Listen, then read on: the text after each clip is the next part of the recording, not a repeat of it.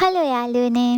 මගේ කලින් වීඩියෝ එක දැකලා ගොඩාක් යාළුවෝ මගෙන් මේ ඕඩර් එක ගැන විස්තර අහලා තිබුණා. මේ ඕඩර් එක මට බාර දුන්න කස්ටමර් මාත් එක්ක මේ ගැන කතා කරේ ගිය අවුරුද්දේ අග වගේ. ඒ වගේම යාට මේ වැඩේ වෙන්න ඕන විදිහ ඔක්කොම කස්ටමර් මාත් එක්ක සාකච්ඡා කරලා මට මේ වැඩේ නිදහසේ කරගෙන යන්න අවස්ථාව සලසලා දුන්නා. කස්ටමර්ගේ ගෙදර පිහිල්ලා තිබුණ තැනත් එක්ක එයාගේ ගෙදරට හරියන විදිහේ ඩිසයින් අපි සිලෙක්ට් කරලා ගැලපෙන ලී වර්ග ටික සිලෙක්ට් කරලා ඒකට ගැලපෙන විදිහේ කලර් සිලෙක්ට් කරලා පියවරෙන් පියවර මේක කරගෙන ආවා. ගොඩක් අය අහලා තිබුණා මේක හදලා තියෙන්නේ මොන මැටීරියල් යූස් කරලාද කියලා. ජනෙල් ෆ්‍රේම් වලට කොස්ලියා දොරවල් ජනෙල් පියන් ඔක්කොම තේකලියනුත් තමයි හැදුවේ. කස්ටමර්ගේ ගෙදර තට්ටු දෙකක් තියෙනවා. එතකොට අපි මේ කම්ප්ලීට් කරේ සම්පූර්ණ උඩ තට්ටුව. ගෙදර පිහිටීමත් එක්ක එතන තිබුණ අඳුරු බව නැති කරන්න මේ වගේ කලර් එකක් තමයි අපි සිලෙක්ට් කරේ. ඊළඟට තවත් මේ වගේ ලස්සන වැඩකින් හම්බෙමු. ගිහින් එන්න.